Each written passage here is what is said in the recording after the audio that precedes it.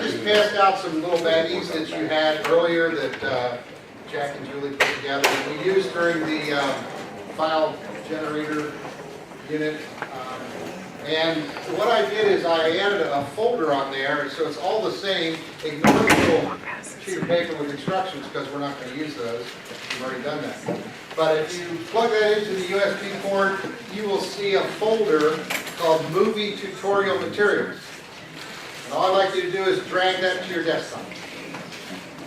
Kind of the same thing. And when you're done, pass it on to your neighbor with the percolator note.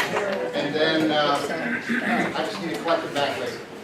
We'll be using those files on Thursday.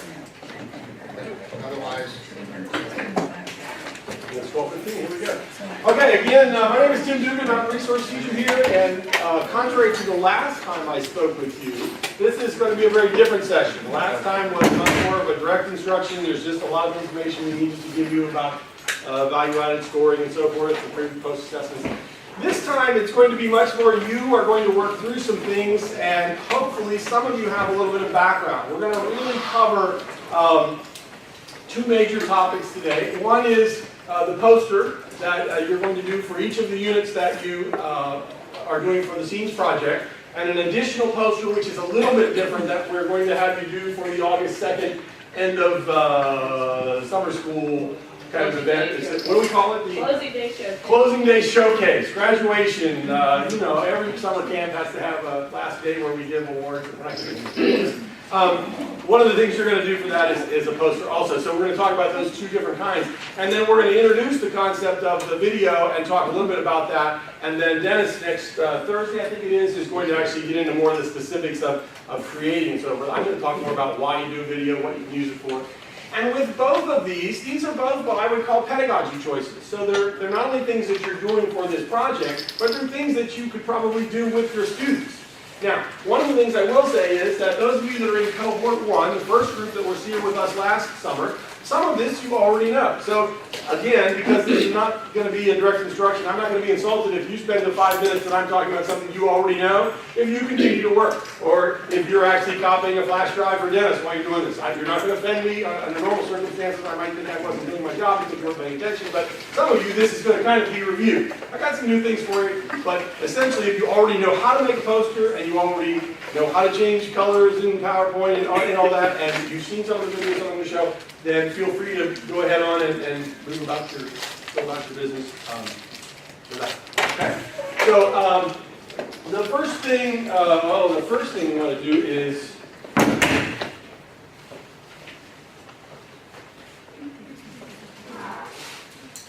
the website again is improveschools.net, and if you'll go to that, and you can just kind of follow along as we work through. Again, I invite you to join the Improve Schools Twitter feed.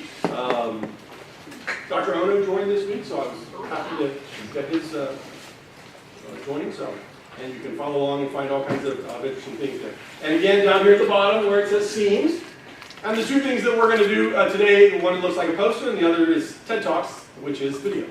So let's start with the poster, and a little sample poster there. But okay, so again, just if I move along too fast, don't hesitate to stop me, but I am going to kind of go quickly because I think most of you have either done one of these or it's built into PowerPoint so you kind of know what you're doing. So hopefully this page will just be kind of a resource page for you of where are all those links where I need to go to get the templates and get the hands. So first, kind of what is a scientific poster and why do we do them? There's a great first site here, and it also has the different sample posters and different templates that other people have used. You'll see these in science fairs, and what's cool is that when you do one, Julie's actually going to print it out for you full size. So we're going to put it up, and it's going to be pretty big. But keep in mind, as with anything with size and color and images and things, you really want to talk about the quality and the appearance and what it's going to look like, because what it looks like on your screen may be totally different than what it looks like, as you see, displayed 10-foot diagonal or displayed on a 4-foot poster and so forth. So take a minute, just kind of read through this. It's a real quick read, you don't have to spend a lot of time. I'll give you like 2 or 3 minutes, and then I'll move on.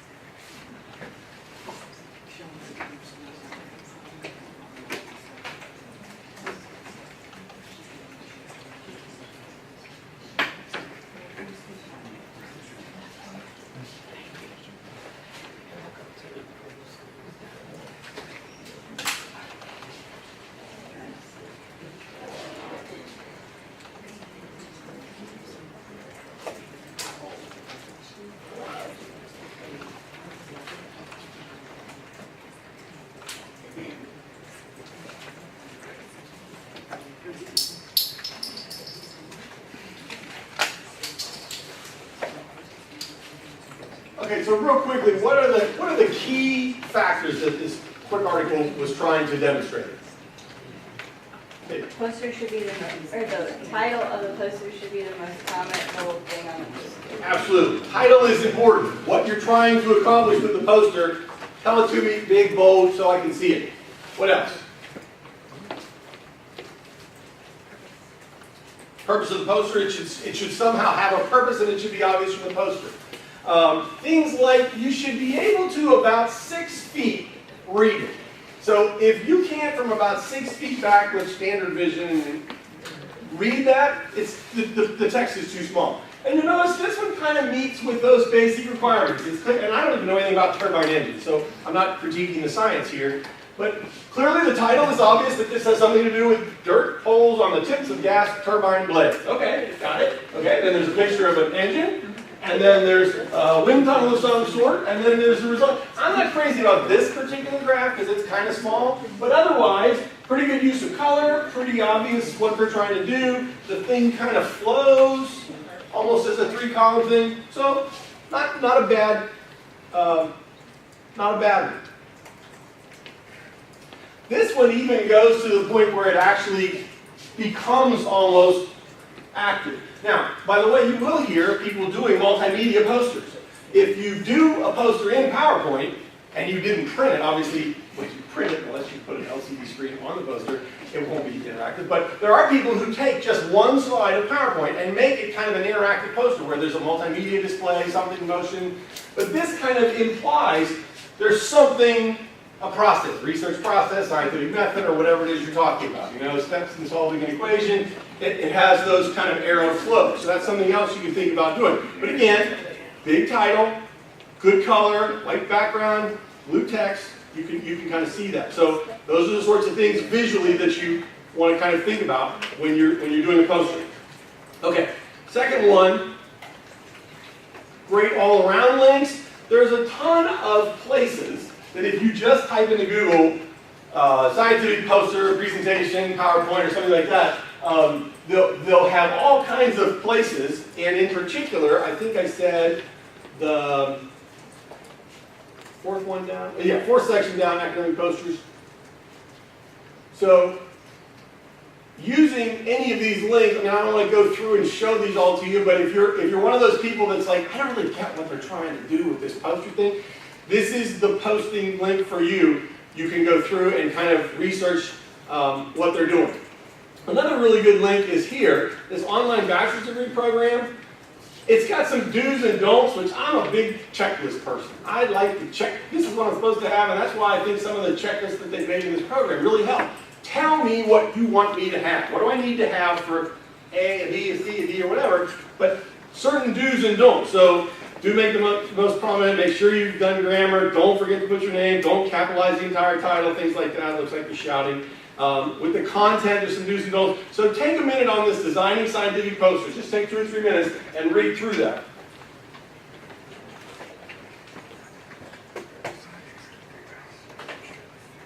That's this link right here.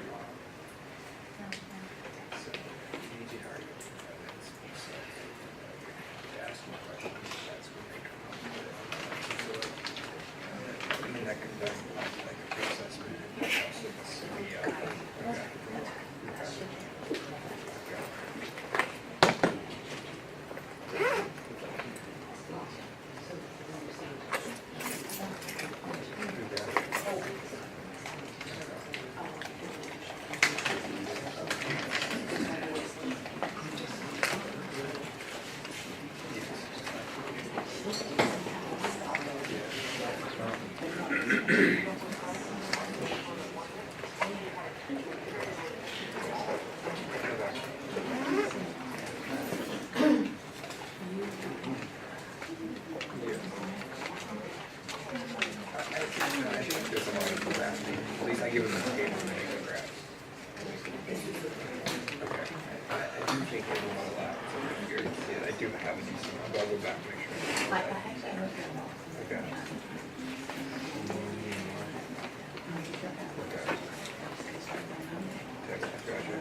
Okay, who wants to volunteer something they learned?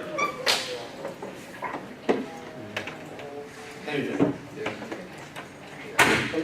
much larger. Not using all casts in their titles, I'm sitting here thinking, whoa, I've done that. Yeah, it's the same with email. It looks like you're shouting and it doesn't read as easy. For some reason, block letters, contrary to what the Romans used to do with theirs, all caps just doesn't seem as polite. And Julie mentioned something that Dr. Cricretti has noticed, that he feels like on some of the posters, people went for cute titles, like Kabam, when you're doing one on volcanoes. What he would like to see is, you can have Kabam if you want, but somewhere like Kabam, volcanoes and stress in geographic events or something, so that either the words of the standard or the scientific strand that you're trying to cover, so that it's very obvious what this lesson is about. Because these posters, then hopefully you'll take them in your classroom and as an attractive, bulletin board immediately made, because they're pretty big size. They're like 5 foot diagonal when we 3 by 4. So they're good 4.5, 5 feet in diagonal. So they're pretty big size. You can put them right on the bulletin board and they become your display. And some schools, I know at school I was at, we had a display case for our department, and that would have been my display. I would just slap that poster open and out done. So you could use them for a variety of things. Okay, for those of you who don't know how to do it, how many people? Let's do this. How many people have made a poster in PowerPoint before? So you know exactly what I'm talking about. Okay, put your hands down. How many people in the first cohort? No. How many people in the second cohort, new to us this year, have done a scientific poster before? Okay, so the great majority of you know exactly what I'm talking about. That's why I don't think I need to spend a ton of time. But if you need a refresher, then a set of step-by-step instructions is here, and it literally takes you through as soon as it comes out.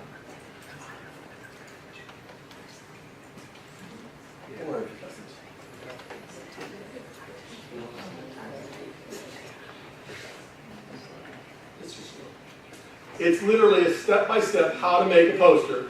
And then for those of you who are visual learners, because I always like to make sure I pay attention to those, the same thing except with pictures of what the file will look like and so forth. So if you forget how to make one, if you only do it 3 times a year or something, these will be there, because you can always get back to this website.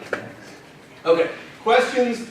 Does anybody have any questions about the making of posters or kind of what we're doing here?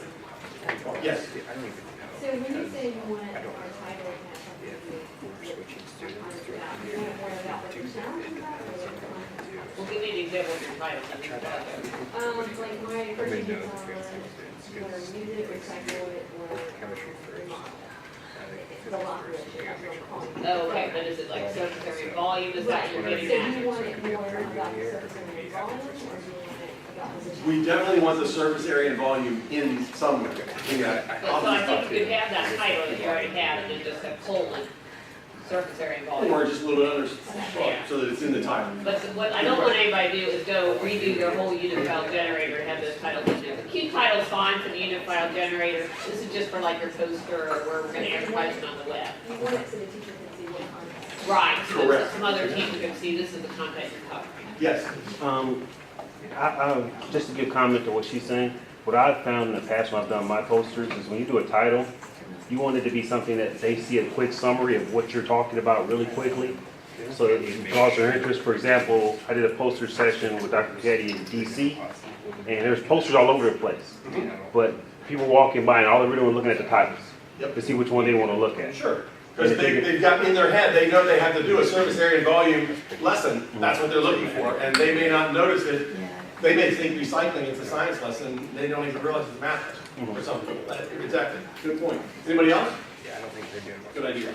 Okay, so then I found this really, no, I'm sorry. Does the poster have, does the name of the poster have to be the same name as our unit title? If we feel like our unit title name is not catchy enough, will catch the attention enough? Certain about high school. Or will should? Well, the only thing I will say is from a resource teacher's point of view, it should somehow be connected so that it's obvious that it belongs there, but it does not have to have the exact same title. No. So no, and as Julie said, you don't have to go back now and redo a title on one of your, don't do that. That's hard to do. Okay, so I found this nice subject on creating effective poster presentations, and there's some real good stuff here on choice of text, and you wouldn't think, or maybe you do, as a social studies teacher, I didn't think a lot about this, And then I went to a workshop by a guy, his name is Edward Tufte, and I misspelled his name because it actually has an E. I'll have to correct that webpage. Edward Tufte is actually a statistician. He's a former professor of political science, statistics, and computer science, but what he's most known for is his vehemence against the use of PowerPoint for almost anything, but also his interest in how the design and the graphics and the color and the perspective change your view of something. So what I've given you here, and this is, I'm going to give you a couple minutes just to explore these. One is a link to his homepage, and he has 4 excellent books, which if you go to his workshop, you get all 4 for free. And then a really good discussion on using poster techniques during a talk. And this is the page, after you just give a quick read to his bio and a quick look at his homepage, this is the page I'm going to give you about 6-7 minutes.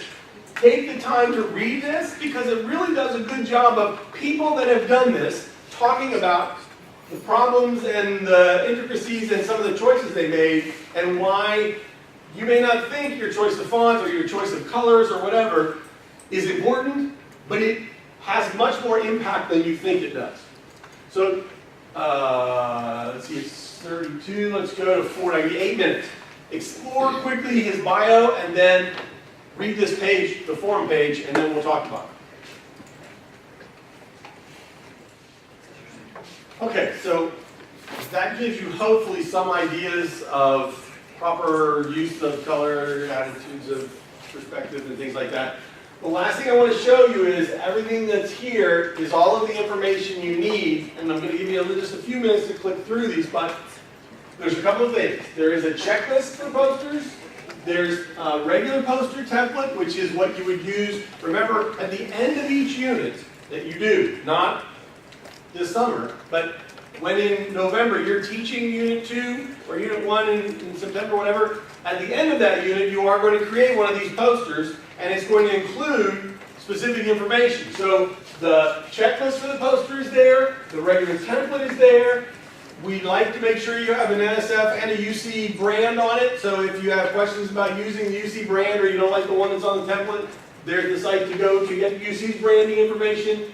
Then there's the, I think I put it on there twice, the poster checklist, the poster components, and download 3 is the summer poster directions and then the template for the summer poster. Now the summer poster is the one you want to start thinking about, because ultimately by August 2nd you want to have that, or when's the due date for that, so there's printer on Actually, the they could get it done 2 days before, which would be the July 31st.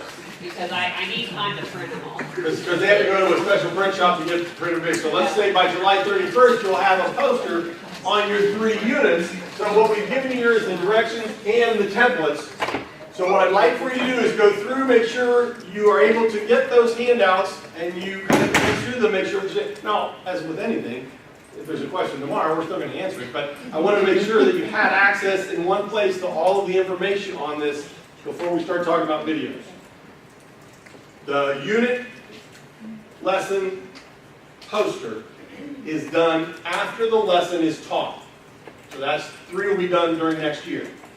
The summer poster is July 31st. So that's why there's a different template, there's a different checklist and so forth. Questions on requirements?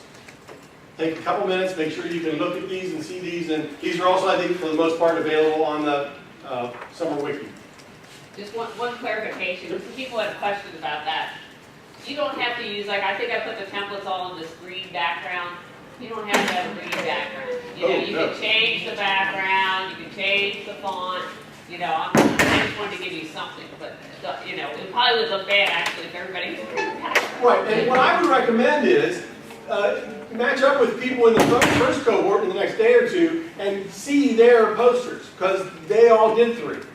So you can see what they've done, and they kind of give you an idea. I'm giving you some links to go look at different ones, but there's definitely ones that look better than others. And no offense to Julie, but I'm not a big fan of the green. It's not a very bright color, it's not a very distinct color, and when you do a background color like that, not only is it really expensive and it takes a lot of ink, it doesn't bold up as well. And so you want to make sure that, and I would even recommend printing your poster yourself one time on just an 8.5 by 11 if you have a color printer someplace, to see kind of what those colors look like when they're printed, because they'll look different than on the screen. Okay? Color's a big deal, especially if you can't see colors very well. Have someone else. Okay. Take a minute, make sure those links work, and then we're going to talk a little bit about video.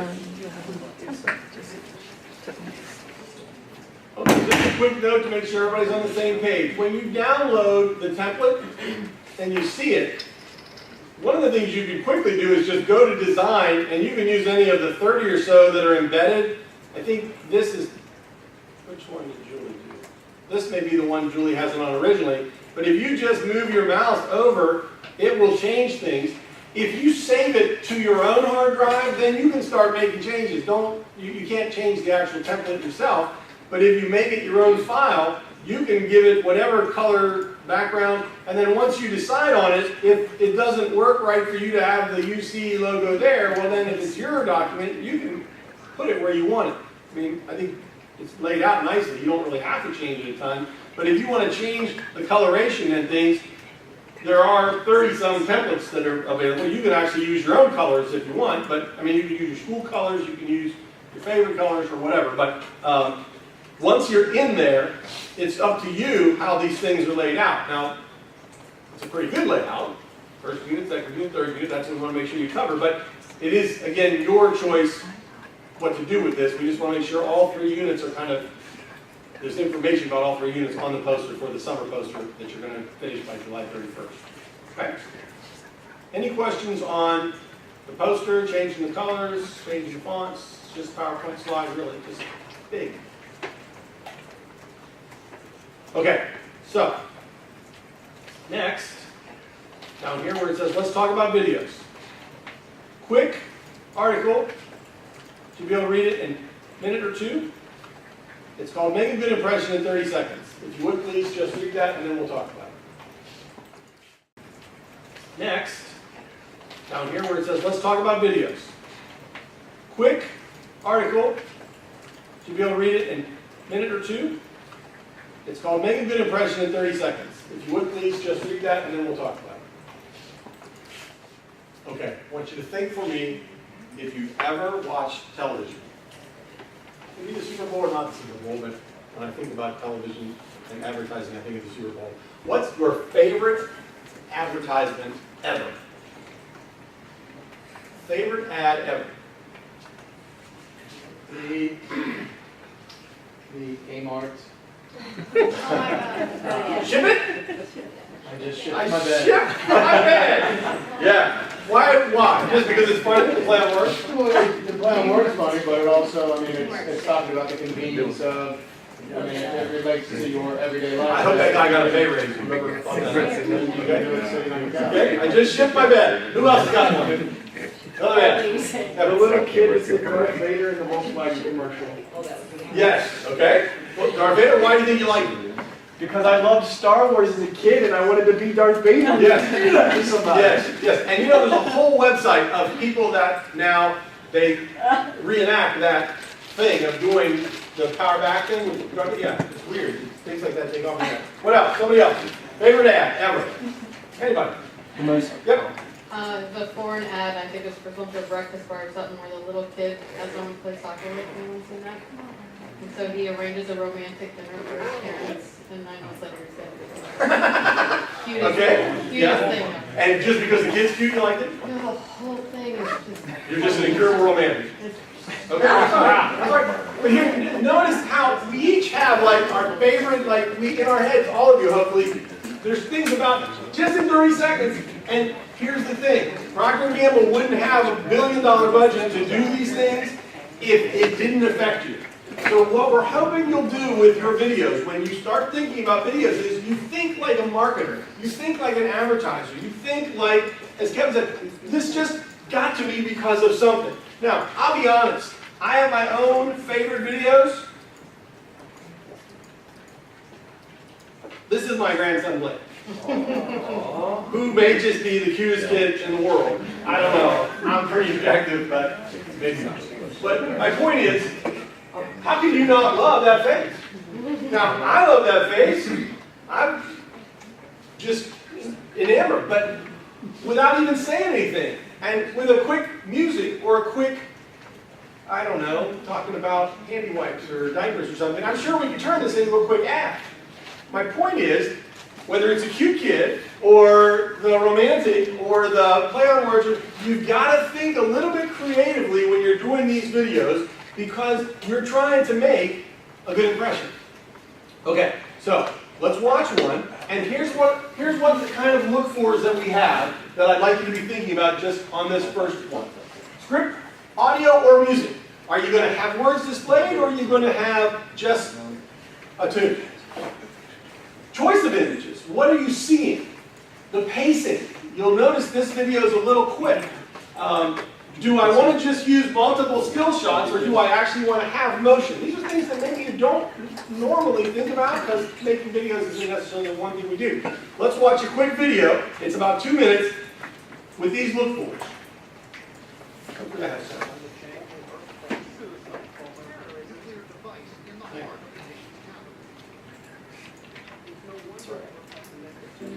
It's no wonder that people think that the world is getting worse. But perhaps that's not the case. Perhaps we forget that we've only just begun. Doing what's never been done before is intellectually seductive, whether or not we deem it practical. What we're seeing is unfathomably new possibilities all of a sudden becoming available to us. The future doesn't belong to the faint-hearted. It belongs to the brave. You have to trust in something. Your gut, destiny, life, karma, whatever. We truly are living in an extraordinary time, and many people forget this. So now technically your device is on. Can you tell? Can you hear me? The yearning to do what we do in the service of something larger than ourselves. Where did we come from? Are we alone in the universe? What is the future of the human race? When you conduct those exercises, innovation follows just as day follows night. We can do this. I know we can because we've done it before. Stay hungry, stay foolish.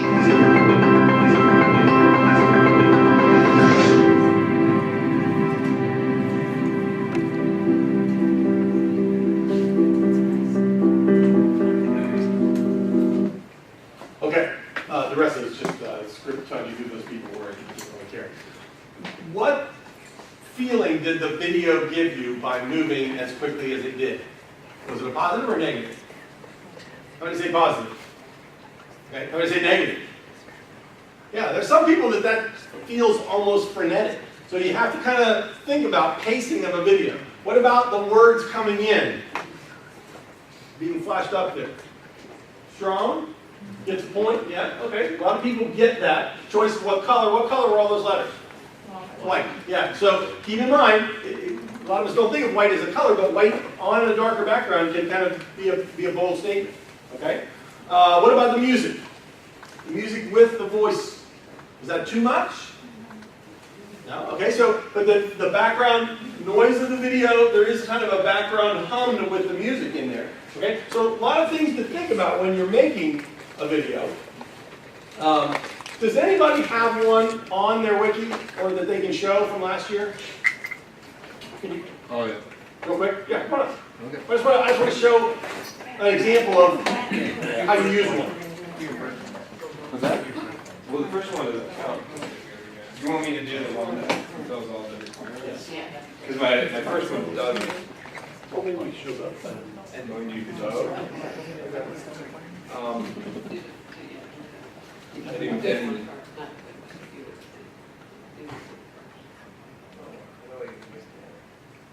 Sites.google.com. Sites.google.com. Oh, you just go to mine. But do I have access to mine? Yeah, you have to log in. How does that log in? Isn't it names? Yeah. Oh, okay. There you go. So you want me to do the first one down?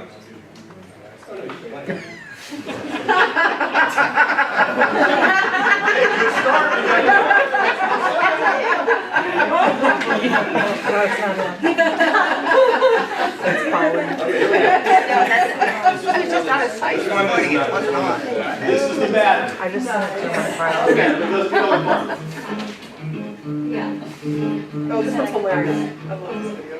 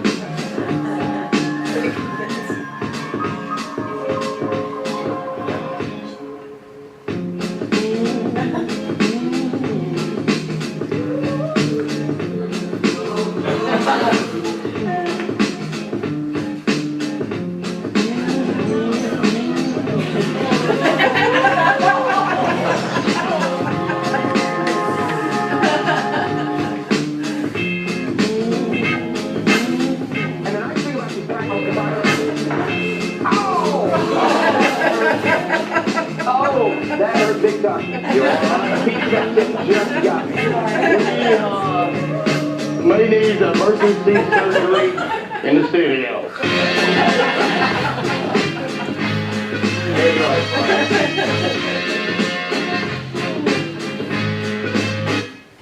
Here's the one that's. This is what you want.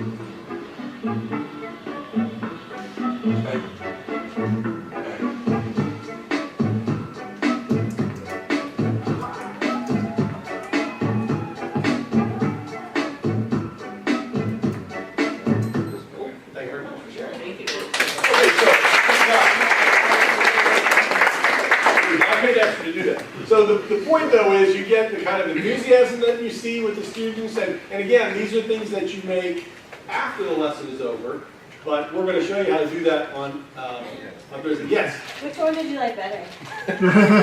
Me, I like seeing students laugh. because I think that shows enthusiasm. I'm a big student engagement person. I think if you can show me students laughing, which how can they not be laughing when they're projecting something? I mean, that's just entertaining, blowing something else fire. So I like them both. The purpose of the video, though, was better on the second one because it told us exactly what it was doing, told us the challenge questions, and so forth. I did provide you with, if you're not familiar with any of these sites, and you don't have to go to all of them right now, but I provided for you, there are several really good use of video sites, short clipped videos that can be used in professional development for you, can be used in instruction for students, and I just put them together for you. And there's a specific one for the math and a specific one for science. And then if you've never seen a TED Talk, how many people have never seen a TED Talk? Okay, so TED Talks are short little speeches given by people that are usually on a weird topic or an interesting topic. They have a site of their own. My advice to you is go there. I use one in methods class every year. It's with a woman who is paralyzed. She's in a wheelchair, and she has designed this wheelchair so that she can scuba dive. So that it's a self-contained breathing apparatus and powered wheelchair. And they show video of her in the Caribbean going underwater. It shows her to scuba dive, but she was contained into the wheelchair and was not able to maneuver herself. So she designed this, and it's a perfect example of, I would have never thought of that, first of all, because I've never been in a wheelchair, so necessity being another invention, I don't have that need. But secondly, it makes kids kind of look at things a little bit differently, and we talk about creative video to what you want to do. So if you've never seen that. One of the problems Dennis will talk to you about also is that some of you are not using PCs, you're using Macs, or some of you will realize that videos come in a variety of forms. Dennis runs a TV studio at Indian Hill, and I used to run one at Princeton. And so a lot of the little technical difficulties that you'll run into if you have a video converter, and Dennis will talk a little bit more about it, but there's a couple of links for those. Okay, so the lesson on doing the videos is Thursday, so you definitely don't want to miss that. But are there any questions about anything I've talked about so far? I'm just going to do one more thing on Skype, and then we'll be finished. Any questions at all? Okay. One of the best uses of video, in my opinion, is one of the most underutilized free products that is available. It is Skype. If you've ever used Skype, you probably know this and agree with me, but if you've not used Skype, I'd like to encourage the use of it, so I'm giving you a couple of links here for a couple of reasons. One of the reasons that I would like for people to have Skype is there are times where I feel like it could be a better use of your time and our time if you Skype with us instead of ask us to come visit. Now, if it's a classroom visit, I want to watch your class. Obviously, I don't want to watch it by Skype because I want to be able to look around. But if we're just going to have a 5 or 10 minute conversation because you're having trouble reconstructing the video or you're having a download problem, we might be able to fix it. This is a good example of better use of time. Secondly, I think you find there are a ton of people out there using Skype for instruction. Let me give you some examples of things I did, and I was doing this 12, 15 years ago with other software, but it's the same stuff. There are people who are willing to give you 15 minutes of their time that aren't willing to fly into your class and be a guest speaker. So for example, authors of books, political people, you might be able to contact and get them just to talk to your class for 10 to 15 minutes, take a few questions, that you would find that it's an entertainment, engaging lesson that was hard to replicate when you had it live. I know, for example,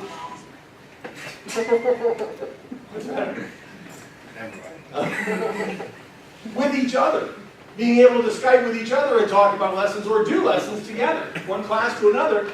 Skype works around the world. So if you wanted to have a class in Spain, there are classes in Spain that want to communicate with classes in America and do engaging lessons. You might find that it develops a whole different angle for your class. So I put together some links here with using Skype in class and so forth. I interviewed authors. We sometimes, I would be in my class because I had a live webcam in my class. Sometimes I would just go online and look to see who else was online, and you could just find people. Just university people, other teachers, there's a whole world out there that if you're not using Skype, you're missing it. That's the only reason I mentioned it. So if you are interested and have any questions about that, and you try to install it, basically it's all free. The communication is free. If you have friends that are overseas for any reason, it's just fun to see them because they can, my daughter goes to Ireland every 8 weeks for a week, and so she'll Skype us from wherever she is, and she can Skype on her cell phone and show me that there's the tower. Yes, that's where I am. So it's kind of interesting use of technology that I think some people are missing. I don't know why, because it's all completely free. Okay. Yes, sir. Tim, do you know, I mean, this is a general question for everybody, if some schools might block the use of Skype? I know they do some software packages. I know that Cincinnati, but we've talked about this with the Cincinnati public teachers. I haven't looked at the network, but I think what they do is they sometimes drill down the network, they draw it down. If you're attempting to do something that they think is using too much bandwidth. However, I will say that most technology people, if you tell them what you want to do ahead of time, they have ways to bypass the filter. So, for example, one of the things we found when I was managing the network was people were storing their songs on the network. I don't really want your songs on my network because it's taking up too much space. So we would just block all MP3 files or all movie files. I don't want all that stuff stored on my network. On the other hand, if you tell me, you call me up and say, you know what, I'm doing 10 lessons and there are going to be some large video, so can you just make sure my files are allowed to stay there for the semester or for 2 weeks or whatever? Absolutely, we're going to make that exception. So if you contact them ahead of time and say, you know, I've noticed that it's hard for me to Skype because the bandwidth seems to be limited, because there's ample bandwidth in every building. The government has paid for there to be bandwidth in your school buildings in the same way that they pay for cable television to run to every school in America. That's what your universal service fees go for out of your phone bill. You probably don't even know you're paying them, but if you look somewhere on your phone bill, there's a universal services fee that goes to pay for E-rate, that goes to pay for all of that stuff that's in your district. But you have to get connected with somebody who has the ability to get that, maybe that filter turned off. Same way with certain websites. You know, there's certain websites that, based on the way they're put together, they're blocked. But it may be that you need to have access to those. All you have to do is call somebody that's in charge, and they'll give you some kind of a filter that you can bypass the filter for a week or something and do that. Okay, good, great question, Jack. Anything else? Other questions? Yes. Do you know a program that you can actually record your conversation? I know there's free. I thought some of them were. There are programs you can do that. If you send me an email and ask me that, I'll send you some examples of those. There are also programs that allow you, Skype now is using multiple, I tried Uvu, which is another video conferencing program. It allows multiple people. I have 2 daughters. Unfortunately, they both talk at the same time when they're in person, and then when I found out when I had them both in the videos, they talk at the same time with video, and then I can't understand it. So I found that was just difficult to follow, so now I only video conference with one person at a time. But there are ways to multiple conference. I think Skype now allows multiple windows up at the same time. But recording the video, if you want to record it, there are ways to do that, and I'll put that in effect. You remind me if you don't see the next day, if you send me an email reminding me, I'll put it on this webpage. Okay? Any other questions? Great question. Something? Okay. Did you have anything you wanted to talk about? Okay, I'm going to reiterate a little bit of what Tim said. This is a lead-in to where we're going Thursday and next Monday.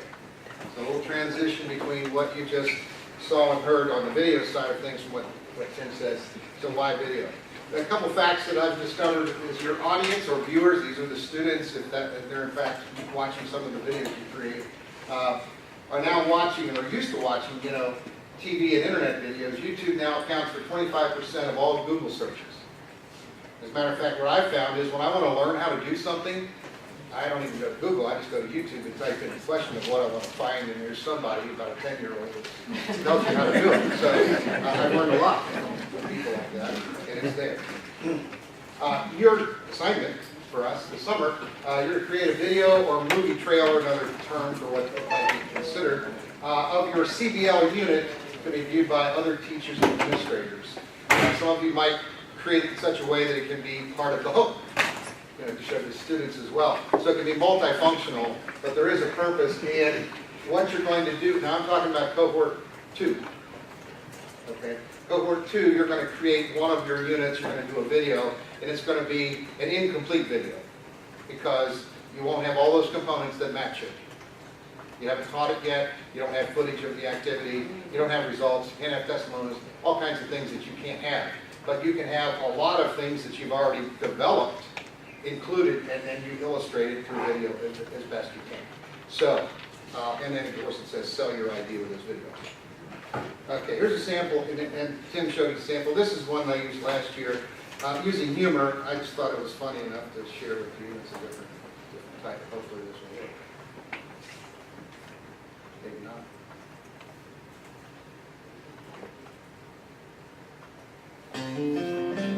There it is.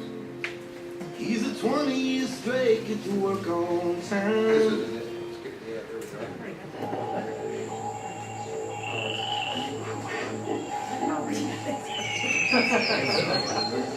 You probably thought this deer was alive, and this coyote was alive, and this pheasant was alive. Nope, they're not. They're dead. They've been taxidermized by Chuck Testa, Ojai Valley Taxiderm. I specialize in the most lifelike dead animals anywhere, period. Look at that antelope driving a car. No, it's just Chuck Testa. Oh no, there's a bear in my bed.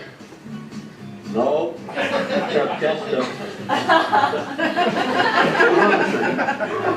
There's a leopard feeding on an impala out on my deck. No, just Chuck Testa with another realistic man. Shipped to me from anywhere. Call Chuck Testa for the most lifelike dead animals around, period. Did that rhino just order a drink? No. He doesn't text the girl, that's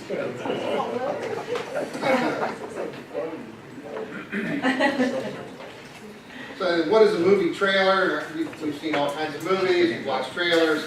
This preview or it's an advertisement for what's coming, a commercial, to get people to want to come, about a feature film exhibited at a cinema. So we know that that's what a movie trailer is. The term trailer comes from there having originally been shown at the end of a feature film screening.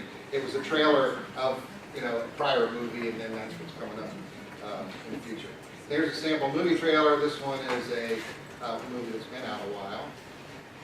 Man of Steel, short enough.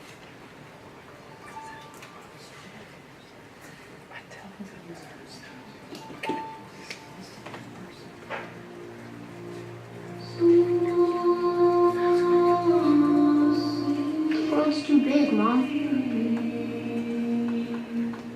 Then make it small. Focus on my voice. Pretend it's an island out in the ocean. Can you see it? I see it. Just want to stop it for a second. One of the things I want you to notice is how quickly things change. I mean, if you think about 2 seconds in time, if you start counting 1001, 1002, you'll find that something's changed visually on the screen. And yet, you're seeing it, you're digesting it, you're getting it. Okay, that's an important part about getting these things so the viewers are interested. My son was in the bus. He saw what Clark did. You have to keep this side of yourself a secret. What was I supposed to do? Just let him die? Maybe.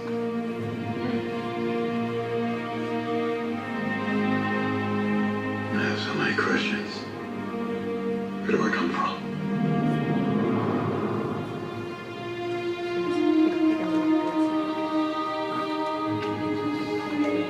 You just have to decide what kind of man you want to grow up to be, Clark. Whoever that man is,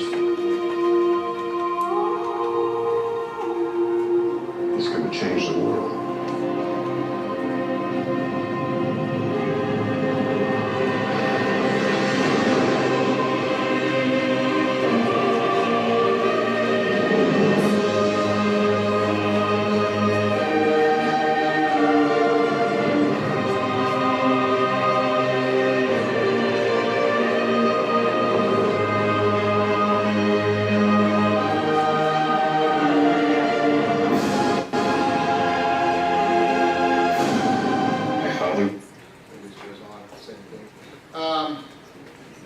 noticed in there? Anything stand out? Anybody have a comment about that particular movie trailer?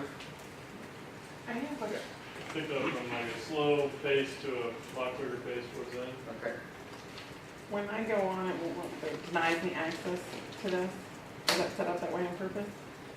No, but Like when I think, I don't went to the know. wiki and.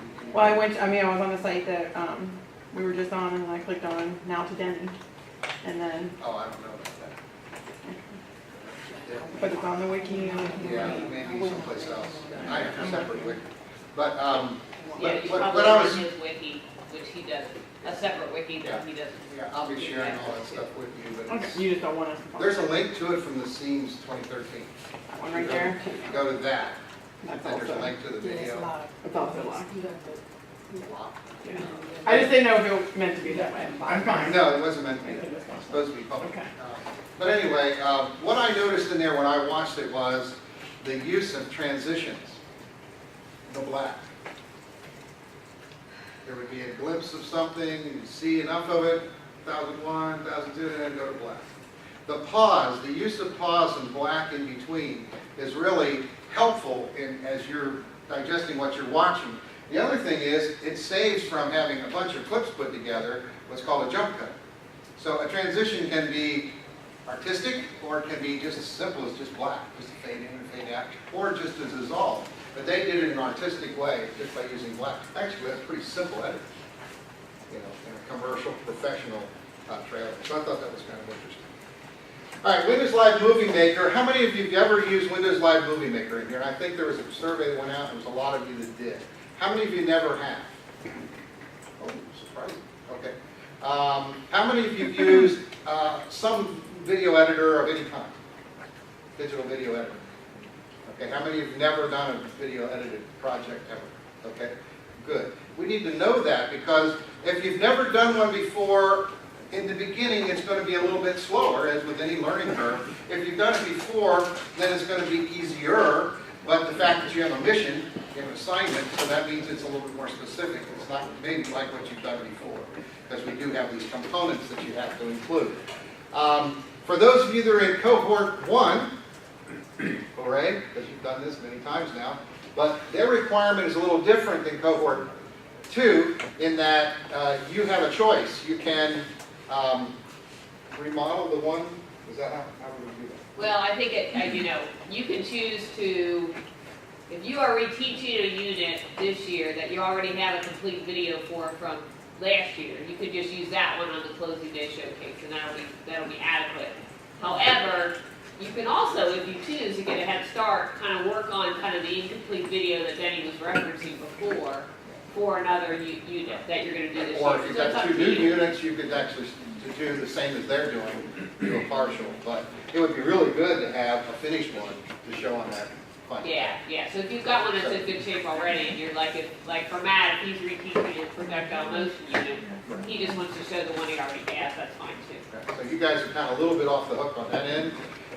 I would ask you, and this is just, you can do what you want Thursday, because you don't need to come back to this, cohort 1 that is, but if you have the time and if you have the inclination, if you want to come here and assist some of the people that have not done this before, it would be very helpful, because we are going to go through a complete Movie Maker tutorial activity, and everyone will complete one in an hour and a half.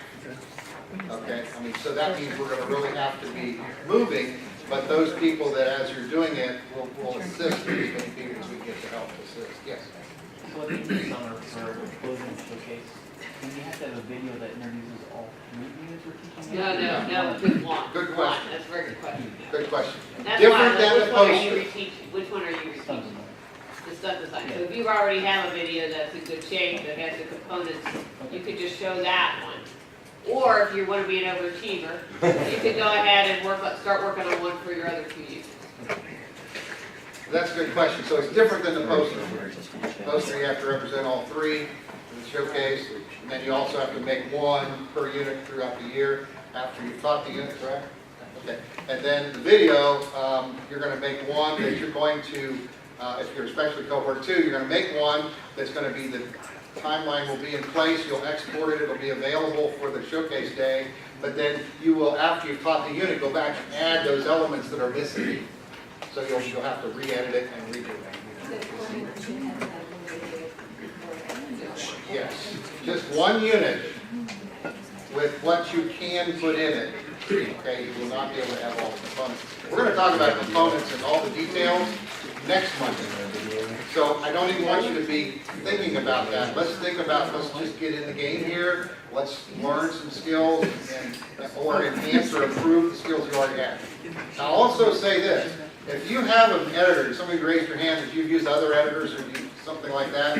If you have any kind of video editor that you're familiar with, that you can use, that you've used before, you're welcome to use any tool you want to create video. Ultimately, you have to create the video file that you can upload to YouTube and share. Okay, that's the important component, and you can do that with any digital video editor. Okay, so if you're a Mac person, you like iMovie, by all means, you can use that. You don't have to use these laptops that were given to you with Movie Maker, but if that's all you have, and if that's what you want to keep using and not drag along a bunch of computers, although you can be doing this at home, you don't have to do the video editing here. But we're providing it for you and it's free. Okay, so this particular slide says, make sure that your computer or laptop has Windows Live Movie Maker. It's supposed to be on there. The one that I have has it on there. I'm assuming you have it. If you want to find out where is it, you go down to the Start menu here, go to Programs, and then the list that should be here at the top there, Windows Live Movie Maker. Yeah, that's the same thing. Same thing. That's the same thing. It just doesn't say Windows. Yeah, okay, so Movie Maker is fine. And so then if you do not have it, you may download it, and I would give you that assignment as homework. Please, before you come in here Thursday, make sure that your computer has Windows Movie Maker, and I would always encourage you to launch it to make sure the thing loads. There's no problems. But if you don't have it, and again, this PowerPoint that I'm showing you right now is on the wiki, and you should have access to it. If not, I'll make sure it's available for whatever problem you have there. But this is a link that will get you to the Microsoft website for downloading it if you need to do so. You shouldn't have to, but somebody's going to take it. And if you have any problem between now and Thursday with your machine, your computer, whatever is not working, please communicate that with Julie or myself so that we can cut that problem off in the past. And if I could say something too real quick, tomorrow morning at 9, no 10, whatever time the coaching session is, the IT guy is going to come. So if you got specific problems and questions, he's going to be available to assist. So just keep that in mind too. That's really helpful.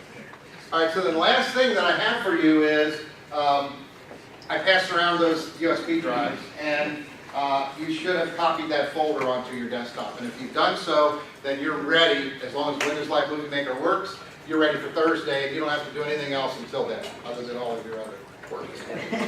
I also put that folder up on Google Drive, okay? But it's on my Google Drive, and I haven't shared it with you yet. But I will do that this evening, and therefore, if you, for whatever reason, if you don't have it on your desktop, you can go up there because the USB drives will be back. So that's pretty much all I have. I just want to make sure you're prepared for Thursday so we can get going right away. Okay. And I think we'll probably change the furniture again and have it a little bit more like a computer lab. Sure. So on Thursday, we're actually work on putting together a movie. Yes. I mean, a video. You're gonna create a tutorial video. Then it'll be fun. We're going to have fun. And for those of you that have had experience before, we're going to let you be creative. You're not going to be in a box, you know. We're going to ask you to do certain things, and then that's it. You'll have free reign after that. So I'm finished, so we're over. Okay, that's great. So unless anybody has any questions, I'd like to have those USBs back and stay here to work.